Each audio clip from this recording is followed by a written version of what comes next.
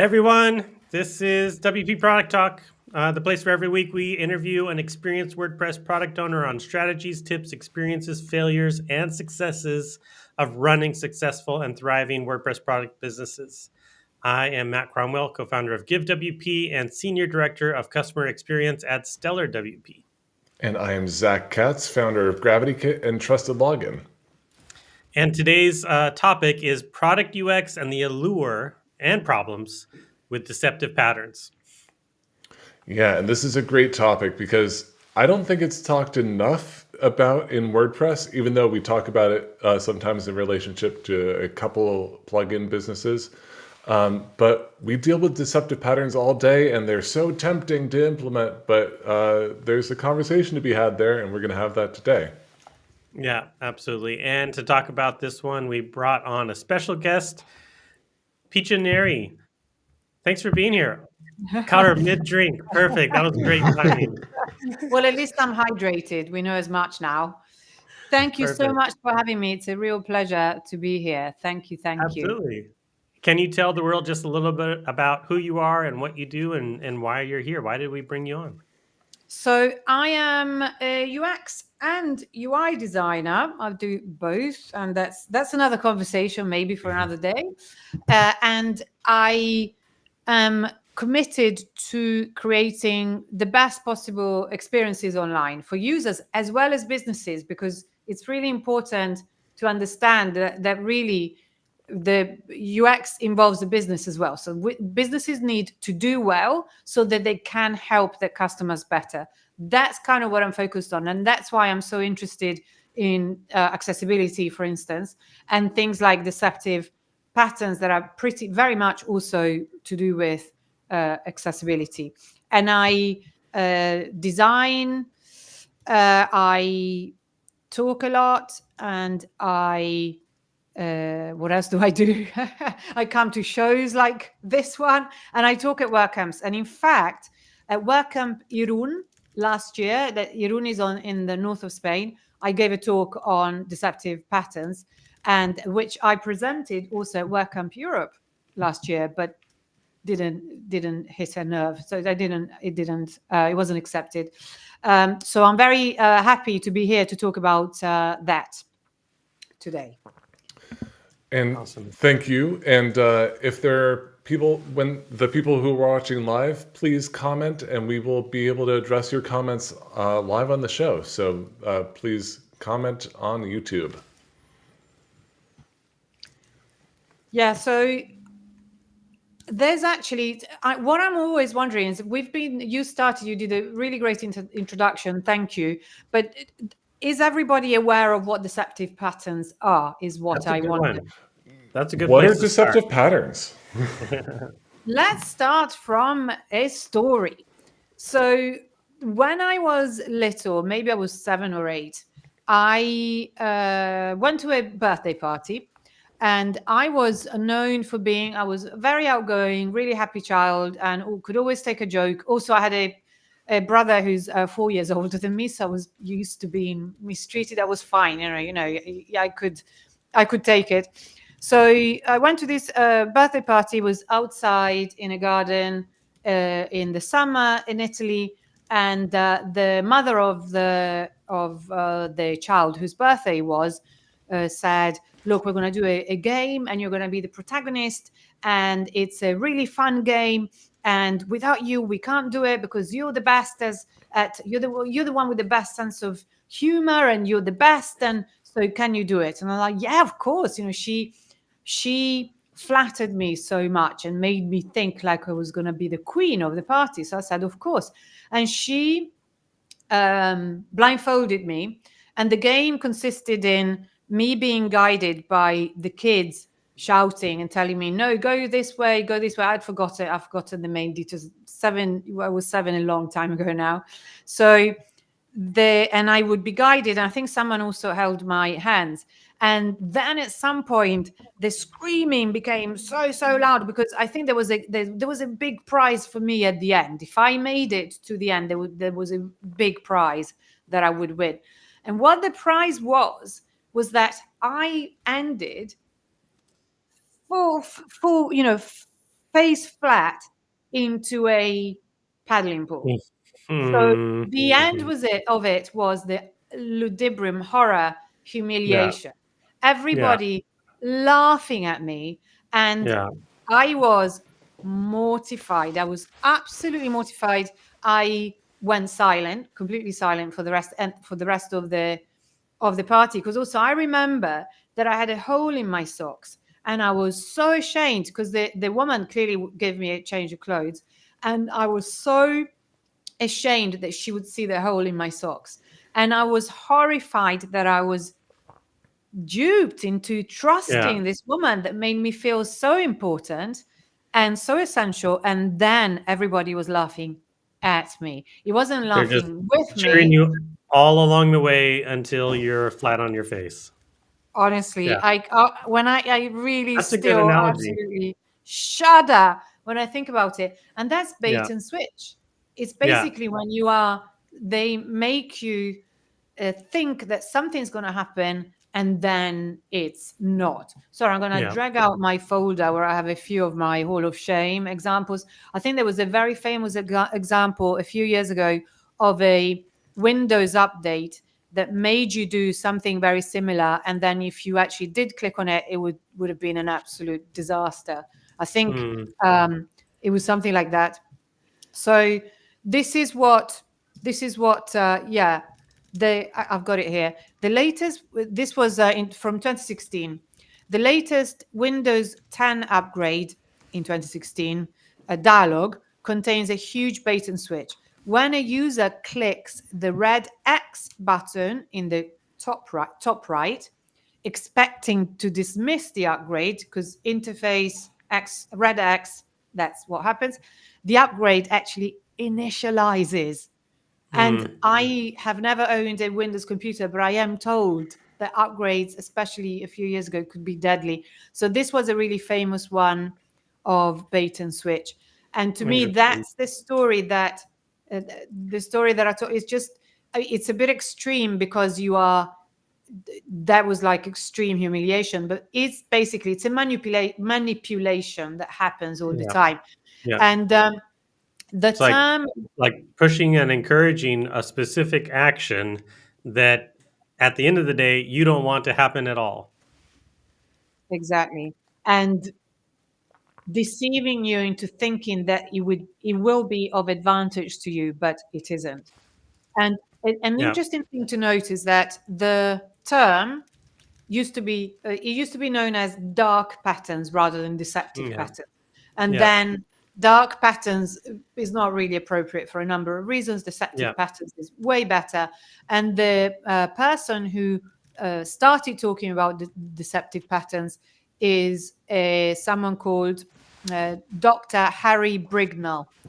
Hmm. He's the founder of the Deceptive Patterns Initiative and head of innovation at Smart Pension. And the website that used to be called Dark Patterns is now deceptive.design. And I mention him because he deserves it, but also because he's got a very good definition, very good and very simple definition of deceptive patterns.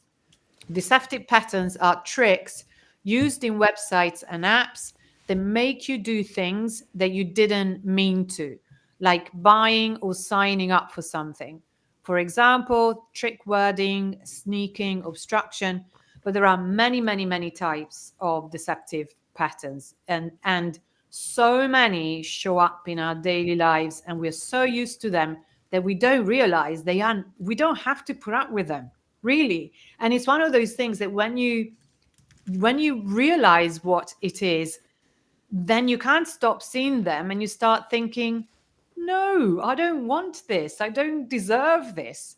So it's important that we start learning about them, because I think that we might inadvertently use them, because some of them are actual marketing. I wouldn't call them strategies. I would rather use the word tactics. But yeah, they are. There's marketing tactics, but then there's also, you made me think of deceptive patterns as default settings in plugins and themes. And the default settings that are not the correct default is also, it's deceptive in a way, but it's also, deceptive patterns could be unintentionally implemented in your code. And I was just thinking, I'm going to pick on Easy Digital Downloads, a software plugin that I love. We host everything on EDD. And yet, when you set up a new price ID, the default recurring timeline is 1 day.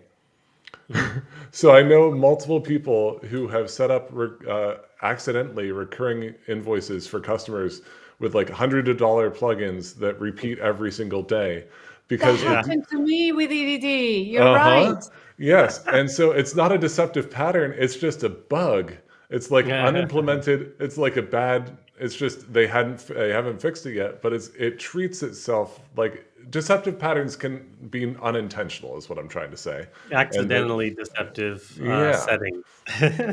And that the defaults are powerful, and that the defaults that we choose to enable in our checkout process, for example, and having like opt-in marketing checked by default, that is a default setting sometimes. And like by presenting customers with the default of off, that's more honest than having a default of on for opt-in marketing. This is something that with the GDPR plugins, for instance, this happens so much, a lot. And GDPR is one of the laws that, however annoying it is, it was actually set up to protect people. But the point is that a lot of the plugins, the ones that have toggle options, first of all, already I shouldn't even be there because it's either accept or reject. That's what needs to be there. Sometimes there's an extra click and you have to go and adjust. And some of them, all the toggles are on. And it's like, no, I shouldn't be doing this. Usually, unless I really need that website, when that is the case, I just leave the site. There is no way that I don't trust you. You're not trustworthy. I can't trust you. Yeah. So why is this topic important for WordPress product owners? Because good question. that's an excellent question. Yeah, because I think I might be a romantic. It's perfectly possible that I am, but I firmly believe that ethical design ultimately is much better business than unethical design, and which leads me to the concept of ethical design, which is a relatively new discipline. There's a fantastic book called Ethical Design by Trine Faube. I'll drop the. Can I drop the link in the chat? I can, can't I? Yeah, I can put it here. And it's like accessibility. Yes, you will be fined. Yes, it's better business because you will you will have a bigger audience. But I do believe that ultimately ethical design, it's better business than unethical design. I've just seen a question from Amber, which is a textbook example of a deceptive pattern. I can't recall the exact definition for it. I don't think it matters, but Amber is asking, how about pop-ups for opt-ins, where the language is something negative, like, no thanks, I don't care about making money. It's awful. This is a typical deceptive pattern. And the thing is that I have seen it done. I have an example of this in my Hall of Shame that is incredible. Is this like a presentation you have, your Hall of Shame? Like, is this something shareable or? I didn't. So this one that I'm talking about, I have a few in my Irun keynote, but I never did the English version because it wasn't accepted. But I didn't insert this one because I think I mentioned it maybe because I do a show with Nathan Wrigley on UX UI. We've just opened the new season today. And at the end, we always do a section on deceptive patterns. So this is something that I think I shared there, but I don't know if I had actually the heart of showing it because this is someone I know, and I know she's a good person and she's done something terrible. So she's a cancer survivor and she published a book to help cancer survivors. And her message, the version of Amber, that Amber is referring, that kind of thing that Amber is referring to, at the bottom, the yes button is yes, I want to help to change my cancer story. The no button says, no thanks, please do not add this life affirming offer to my purchase. Oh my Oh my gosh. God, it absolutely is, it is shocking. And the thing is that the initial offer, the book, I bought the book to help out, it's like $7. This additional offer is £397. It's Oh a lot of wow. money. And also it's really specifically for cancer survivors, which I'm not. You don't know if I am or not. Yeah, I think for me the thing about deceptive patterns is that the question that product owners should ask themselves is, what is your relationship with customers? And Mm. are you in only to make money and you don't care about the customers, or are you actually trying to do the best by the customers and develop a working relationship that lasts for years and is based Yeah. on trust and honesty and integrity? And I think Yeah. that the tricking customers is not a good business to be in. Absolutely. And regarding that pop-up, for example, shaming people is not a good business to be in. Don't Yeah. treat people badly Yeah. is a good kind of foundational starting point. Yeah, I yeah, it can just be think, really easy to think about those things as like, "Oh, it was just tongue in cheek." But, like, your users don't know you, and they don't know your sense of humor, and they don't experience it, and you don't know what's going on in their lives at the moment. Like, those types of things can just come across so badly. I mean, I think when it comes to, like, why I think of this one as terms of why is it relevant to WordPress product owners, and generally speaking, I think it's because deceptive patterns are something that we tend to think about from a product marketing perspective because of how difficult it is for freemium products in particular to have a relationship with their customers. We have so many restrictions around us in terms of the freemium model with WordPress.org that you have to get so creative to think about how can I the term that's used is de-anonymize my free users. Like, how can I get yeah, to understand who my free users are? How can I get to see if they're upgrading or not, or if the features that I have are what they want or not, when I don't even have a relationship with them when they install my plugin in the first place. So we have to get so creative that like it makes us think of like I'll just like ask them for their email in this way that's really not asking them for their email, like, or I'll just like glean some information in ways that they probably don't think I'm gleaning information, and it's like, and it won't really hurt them, like it's not going to be a big thing, and I just need it to do this and that and the other. It's a slippery slope into essentially losing trust with our users essentially. But I'm not trying to like pawn off responsibility and say, well, it's because things are hard in WordPress. But I do think that because of our circumstances, it kind of makes us think in a lot more of this kind of path because our options are so limited, generally speaking. So, yeah.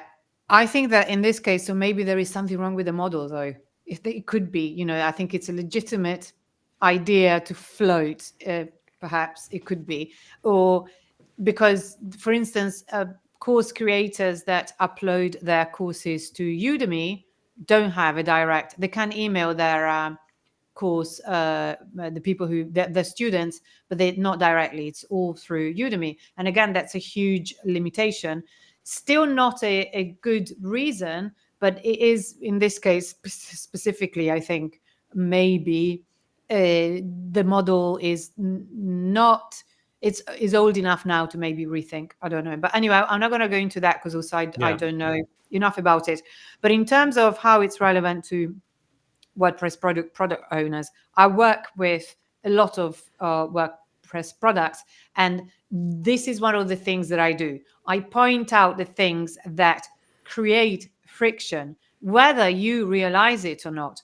And if you irritate me, if there's someone else that offers me the same product without irritating me, you can Mhm. count on me going to them, because why should I choose you? And I mean, there Yep. are very few products that don't have any competition, are there? Because there are. And it's so obvious when a product really is just about the good of the customers. It's really so, and I firmly believe in what I call the UX value. Someone called Joe Natoli, who's a great UX practitioner, actually came up with the term, the UX value loop, he calls it. And it's when it's where it's the sweet spot where the user's need meet the business's goals. Because if the business doesn't make money, as you were saying, Matt, there can't be good UX.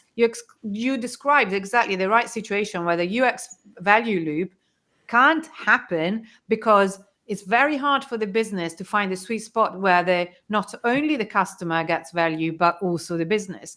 So that Absolutely. is the tricky bit. And that's one of the things that I uh, strive to do with my work with WordPress products. And it's things that sometimes are inbuilt in your product. One of them, like I'm going to quote, mention a really simple one, which is if you're selling a software as a service that has a subscription model, are you sending an email a few days before renewal? This is Hmm. so simple. If you're Yep. not, you may make people feel trapped. Like Skillshare, which is a course platform, never did that to me. And I realized 2 years after not using the product that I'd given them $200 without Yep. ever entering the platform, because it was using a card I didn't really look at. So Yep. that's another deceptive pattern. So this is Yep. one simple way in which you can help your customer. And I don't think it costs anything. Well, it There's it lots of good questions that's actually in one the, that in I the dig comment. into quite a lot. That's one that we deal with on the customer success side of things, and there is actually some real good math that people can do. Like, essentially, what do you feel like is a worse experience for your customer? That they get charged unexpectedly and then demand a refund, or that they cancel their subscription before they get charged? Of course, when you start pushing out email reminders ahead of an annual renewal in particular, annual renewals are a much bigger deal than monthly, of course. So if you're not sending out a renewal ahead of time, you're going to see your renewal rate dip because people are like, oh, I want to cancel that before that happens. But if you do it, you should also see that your refunds on renewals also dip a ton. And from what we're seeing in a little bit of a test of what we're doing at Stellar right now, we're actually calculating that that actually is a plus for us, that we actually have fewer refunds and fewer and not as much of a hit on the renewal rate, which ends up being a positive. And I think generally speaking, that goes towards the whole idea of like doing the ethical way to do it actually is good for business. Not only is it better for the customer themselves, but it also results in better revenue. So I totally agree with you on that one. Yeah, Yeah. we're in the business of only taking customers' money who want to give us money, and tricking people into giving us money or not canceling their subscription is not a good business to be in, because you're always basing it on lies and deception. And I have a question for you though. Is it bad customer experience? This is related to one of the comments we have in the live chat. Is it bad customer experience to have ongoing sales that just like never end? Is that a bad customer experience? Is that deceptive pattern, or what is that? Do they think we're idiots? Do they think we will not notice? Yes, that is a really, really bad one. Or like the fake Black Friday, just to be on seasonal theme. That in the end you realize that it's not really a discount. It's just that you've inflated the price and now you've taken it off, but really you're cashing the same thing. Or if like the buy buy uh, buy three get two, that's what it makes you feel like instead of you know so yes, I would absolutely say that the perpetual sale is a deceptive pattern without a doubt. It's a Yeah, manipulative fake. Yeah.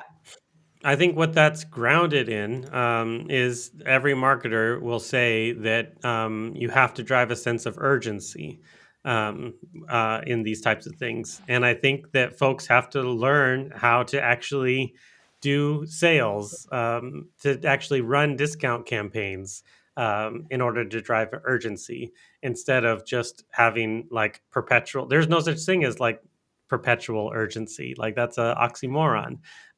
So if you're going to run a discount sale, and then be like, no, literally, tomorrow is the last day, and we're not going to do this again, um, or Well, not for a while at least.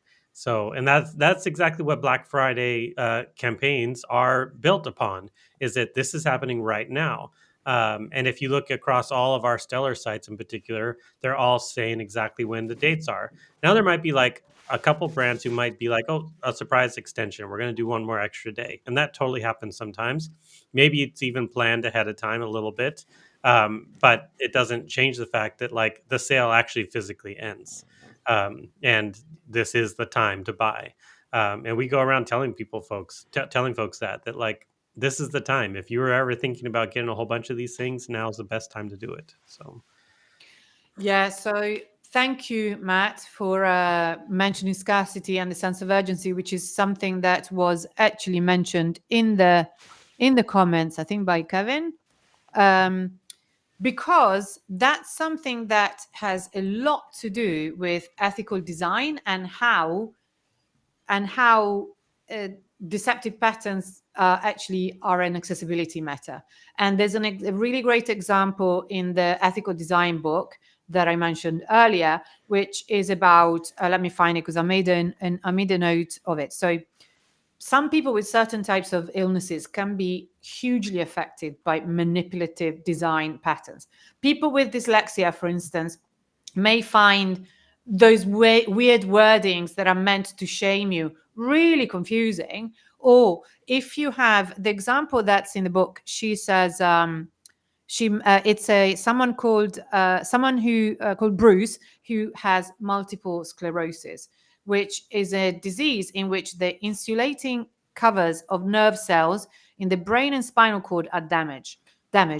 This damage disrupts the ability of parts of the nervous system to communicate, resulting in a range of signs and symptoms, including physical, mental, and sometimes psychiatric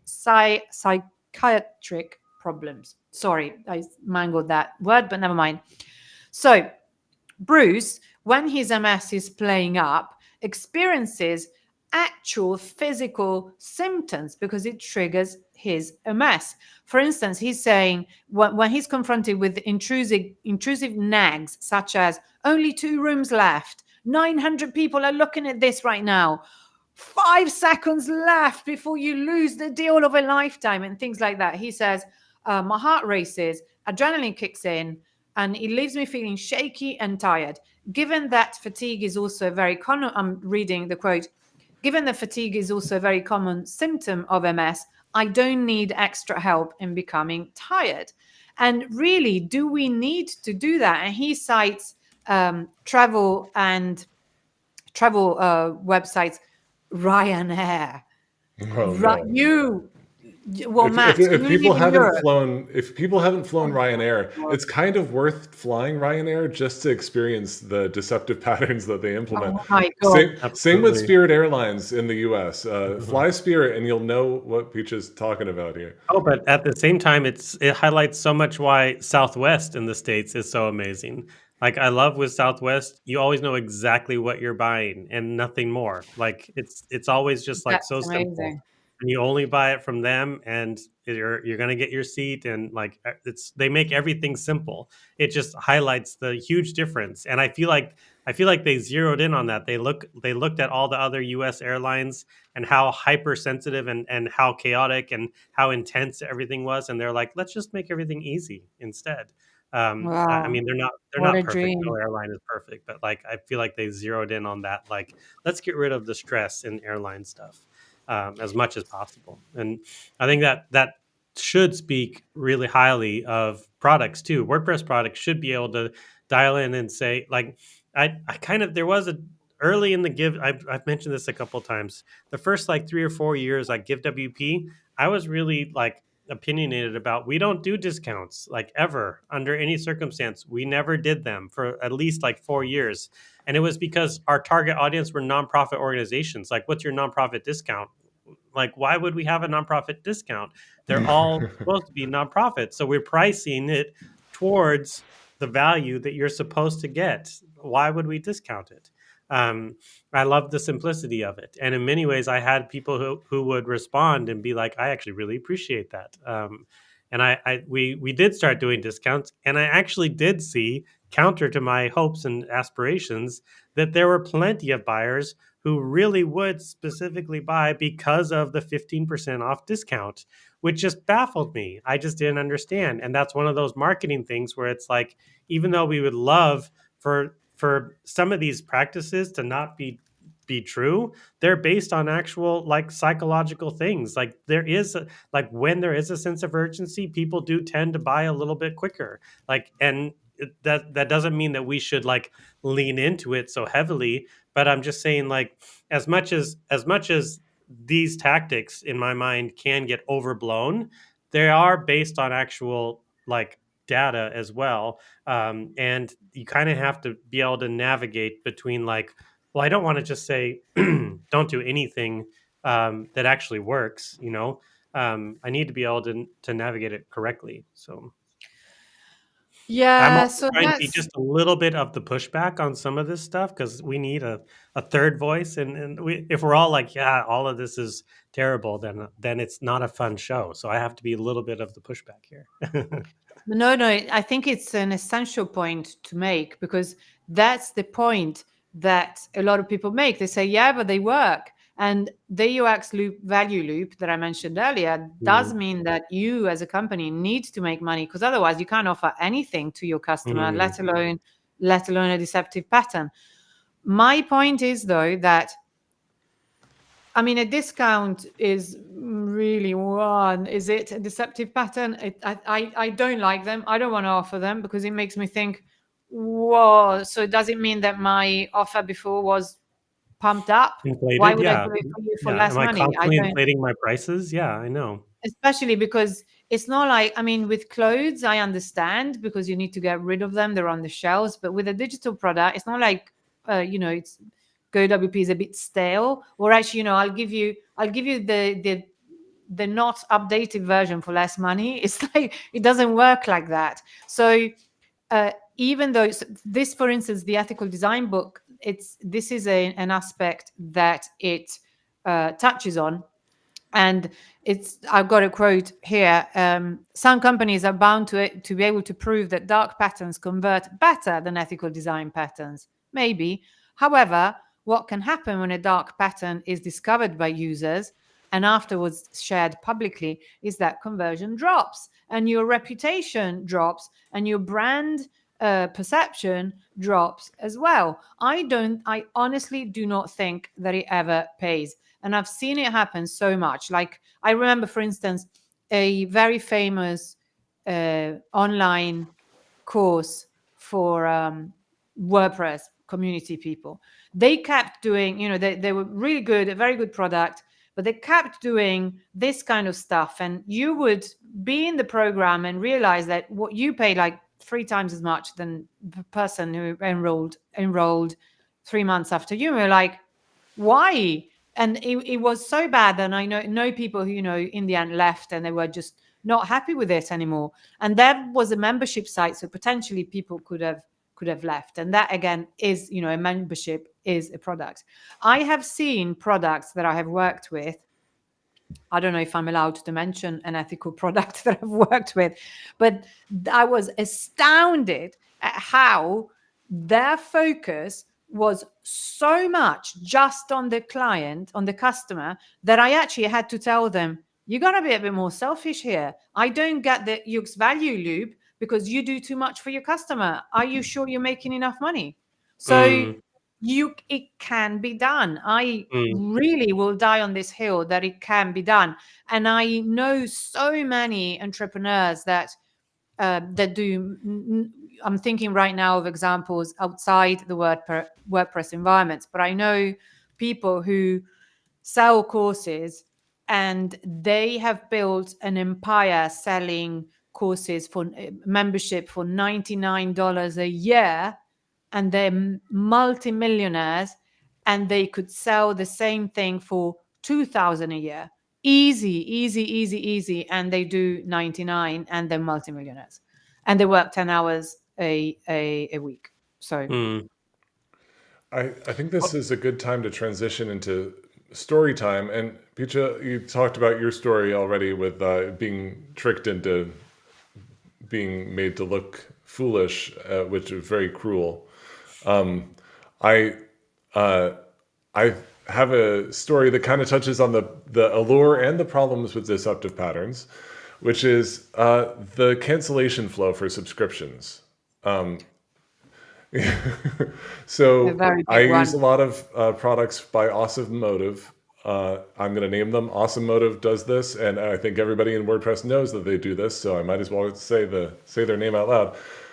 When you go to cancel Automotive products, you have to go through the ringer. You have multiple steps where they try to convince you not to cancel. Yeah. And each of the steps plays on a different psychology. It makes a lot of sense. Like you go through one step and it says, well, if you select that you're canceling because of money, they'll show you on the next step, hey, keep your subscription. We'll give you 50% off the next year, and we'll throw in these other couple things that are nice too. And you say like, I want to keep canceling. And then it says, oh, are you sure? Because we have a great team of support. If there's something wrong, we're happy to help. You have to keep on clicking, yes, I want to cancel. So when we looked at our own cancellation flow, because making it too easy to cancel can be a problem for customers. Because if people don't have an active subscription, they don't get support, they don't get updates, they don't get the added value that you provide. So we want to provide our customers with the most value. If they cancel, they do lose some of our value. That's the whole point of the UX, the flow. So we wanted to figure out how to make a good subscription flow for ourselves. So we condensed all of the reasons why they shouldn't cancel onto one page, put it in a list, and at the bottom of the list, yes, I still want to cancel. And we wanted to find out why they are canceling. So we have a little why are you canceling form at the bottom. The cancellation form at the bottom allows them to cancel right away. And then it has follow-up questions that are emailed to them after they cancel that are based on their responses that say, hey, if you want to reactivate, here's the reason why you should reactivate based on your cancellation reason. We think it's a good idea. Here's an easy way to do it. In advance of the Black Friday this year, I was looking at our cancellation flow again, and I realized, because we recently changed our pricing, that one of the things customers might not know about is that their locked-in subscription rate is lower, and if they cancel, they will not have that access to that same lower rate. So I added a notice at the top of the cancellation page that calculates the amount that they're currently saving and says, hey, if you cancel, you will not have access to this lower price. Yep. So I'm trying to find a balance between using information that's helpful to the customer, trying to convince them on our merits that they should not cancel, and following up with reasons they provide, but not preventing them from canceling in a way that's easy for them. I want to wave a hanky or something. Bring out the choir. Yeah. That's a great one. I mean, so many people are so pissed off about the way Automotive does that. I have gone through it. It is terrible. It is torturous. And I took notes too. Just like it's impressive. Yeah, I took screenshots. It's a magnum opus. Yeah. Yeah, they're like taking every single psychological reason and walking you through all of them, like certain that one of them will ring true for you. I love your middle ground there. That sounds awesome.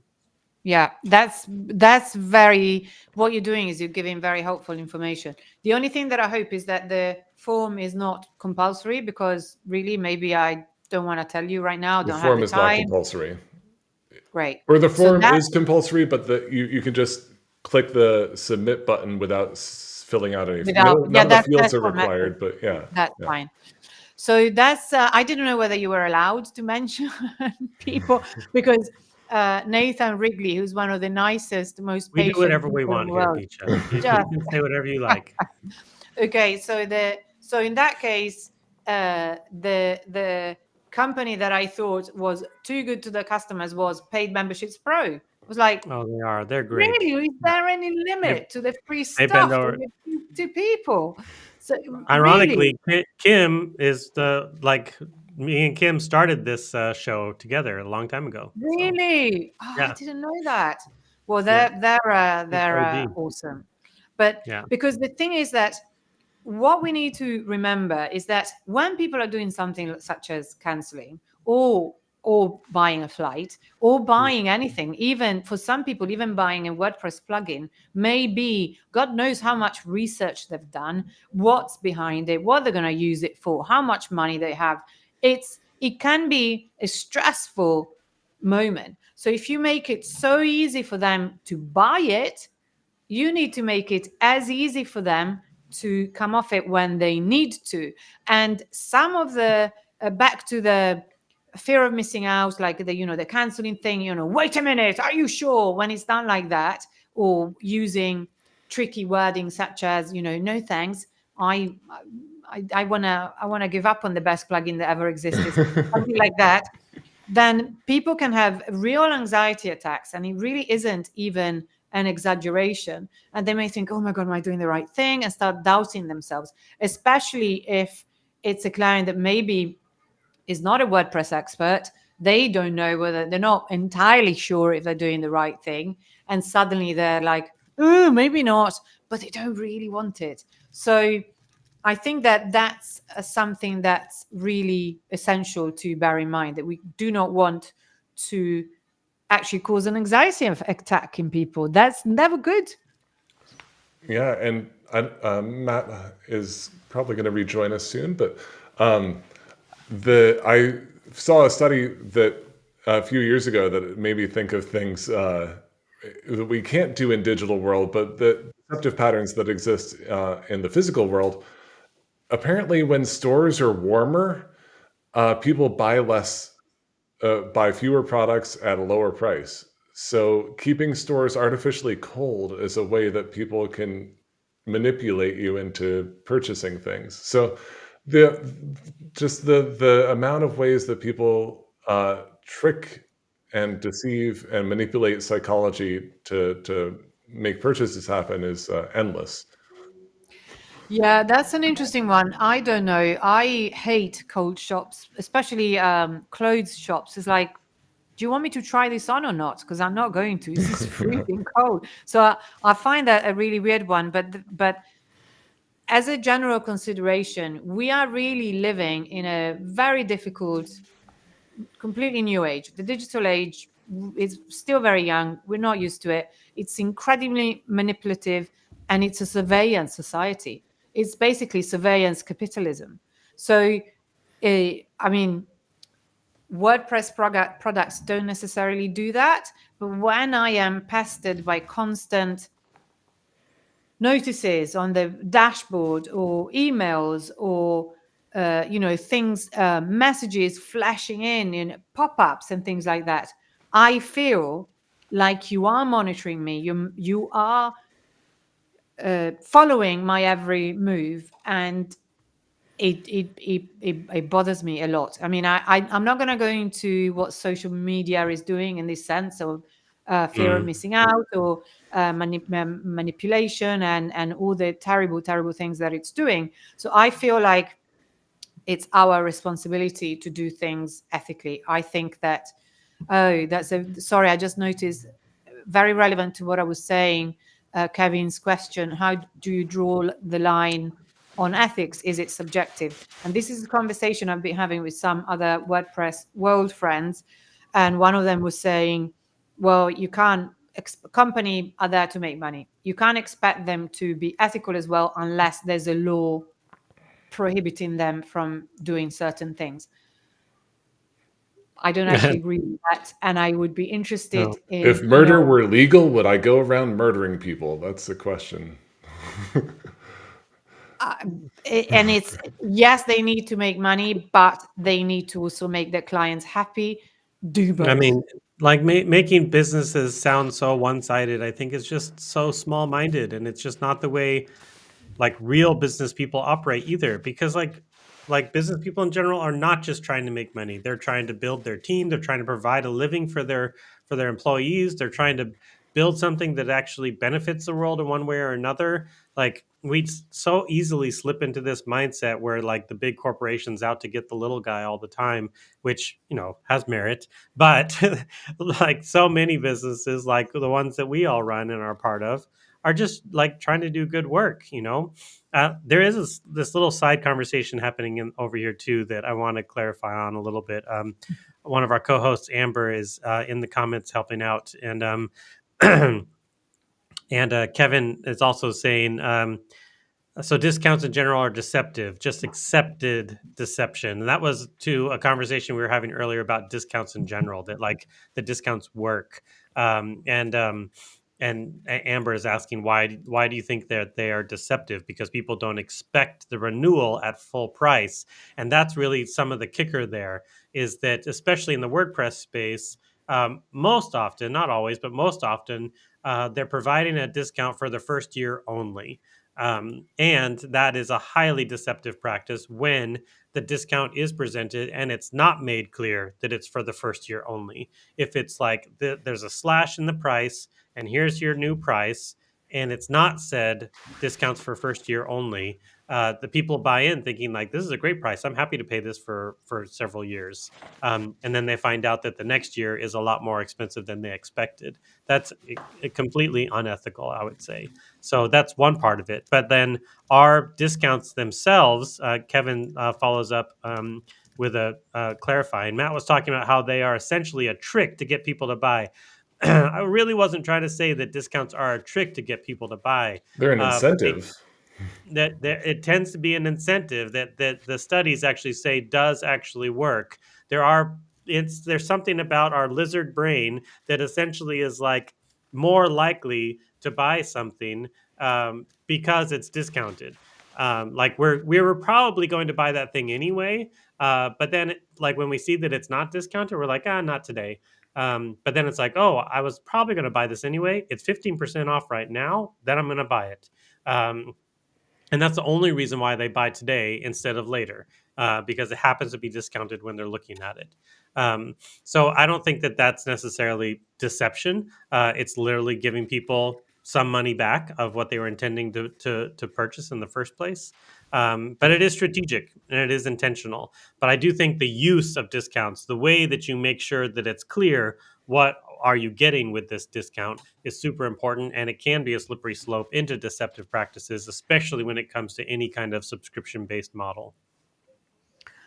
On that note, I have been doing some audits for Hostinger, and one of the things that they do, and I mean, that was the whole like kind of, it felt like what's it called, an obstacle race course, a bit like Ryanair. But anyway, the one of the things that I pointed out to them is that they they say that they give you a free domain, but then in the end you realize it's not a free domain, it's free for a year. So but it's written so small that I would never have seen it, and then in a year's time I have to pay for a domain that I only set up because it was the only way I could actually move the site over. So that's a kind of case where you do a it's not even a discount, it's a free thing, and that is deceptive because you are going to make me pay for something that I never would have got if it hadn't been free in the first place. And I honestly do think that a lot of people that do this do not stop and think this is unethical, it's a deceptive pattern, because some of these are like really have been taught as marketing strategies for years and Yeah, years and years, and now yeah, people are starting to say, actually, no, they're not. yeah, It's just bad. It's wrong. You're yeah. tripping people. It's a So good point too. It's like there's no reason why we should take traditional things that have always been and always worked and just assume that they're continuing to be okay. Things definitely are moving and towards the good, I would say. So, for the next generation of product owners who are watching this show or listening to it, what do you recommend? What's your best advice for new product owners? Start from this. My best advice is find that sweet spot that I've been mentioning since the beginning. Always ask yourself, well, hopefully, when you actually get the product started from the very beginning, ask yourself, where is that magical place where I make a lot of money? Because that's what we all want. I actually firmly believe that we all, the world would be a better place if everybody had loads of money, and it's possible. So, where is that really wonderful place where my business thrives and makes a lot of money, but also my customers have their problems solved and they love us for it? How can I make that happen? That is the best advice I can give. And I am kind of pretty sure that that happens with ethical design and not with deceptive patterns. And fine print, there's a comment mentioning fine print. Yeah, no, fine print, I don't care if it always existed. It's horrible and it is painful and it only helps the business maybe, but unless I misunderstood the comment, but the way I understood it, fine print things are things that Yeah. get Yeah, we missed should. out. Whoops, wrong one. Hold on. We Yeah. should definitely bring that up. That's my partner in crime for a long time, Devin Walker, coming in the comments. Fine print is nothing new. It's common practice everywhere, including in WordPress. Totally true. Are you suggesting we get rid of fine print offers? I would Offers. I would So is caveat that a that a different little bit. thing? I think there is a sense in which there are like the fine print offer in which like the fine print is so tiny that no human can read it. I think that we absolutely 100% should get rid of that crap. That's Yeah. garbage. But I think the purpose and the intention behind a fine print offer is that this discount or this offer has limitations in one form or another, and the fine print gives you the opportunity to make those limitations explicit. I think that that's excellent. If you need to put some sort of limitations around an Yeah. offer in one form or another, you absolutely should be explicit about that. But you should make sure that those guidelines or those limitations are legible. That's the only difference. Like, let's make sure that somebody can read them and they don't need a microscope in order to read them. Yeah. So Apple, yeah, does this everywhere. And I don't think that Apple are a particularly ethical company. They're super successful, fine. But I was a super early Apple adopter. My sister used to call me the Apple Taliban. I love them so much. I was absolutely fanatic about them. They've lost me entirely. I only keep buying their products because I don't have a choice. I don't really have a choice. But if I could, I can assure you, I would not buy, and that's quite funny. Bump up one pixel fun. I would not buy Apple because the way also their products they're built is very shady. The fact that a company is successful doesn't mean it's ethical. And I mean, we haven't even touched on Airbnb, which don't activate me on that point. But I, I uh, actually really we do need to wrap up. I would love to hear Zach's yeah, best sorry. advice. Yeah, So my best advice that I find is really helpful is saying what you're about to do to someone else out loud Hmm. and seeing how you feel about it while you're saying it. If you feel Hmm. like you're getting away with something, if you feel like, or if you feel like you're being tricky, or if you feel a sense of shame, take another pass at it. Don't do it. Don't do it. that's wonderful Just, advice. yeah. I love that. That's a really good one. I think Yeah. my best advice is literally keep it simple. Like I really think in general, don't try to complicate stuff with all kinds of like caveats and weird quirks and things like that. If it's not really clear what's going on your sale or on your product, that's the problem. The problem isn't that people aren't buying. It's not that you need to trick them. It's not that you need to do something flashy and special. It's just that you need to be clear and simple and straightforward. And once your offer and your value is super clear, the people who need it will buy it. So I would just always try to keep it simple. So Cool. Well, Piccia, this was amazing. I'm so glad we had you on, and such a timely topic too, right before Black Friday. So watch out for Black Friday Yeah, fine don't print. judge my email flow, please. It's there's a lot of fear of missing out on my email flow. I'm sorry. Nobody's perfect, right? We can always strive to be better. Nice. Thank you so much Zach, for having me. It was so much fun. absolutely. Zach, do you know what we got going on next week? Matt, I don't, but I do want to thank Post Status for being our green room. If you're enjoying these shows, listening to them or watching them live, please hit like, subscribe, share it with your friends, add us to your newsletters. And Matt, what is going on next week? If you could bring us in on the loop. Oh, Matt has frozen. So I hope to see you all next week. Thank you so much, Piccia. It's been a pleasure, and goodbye.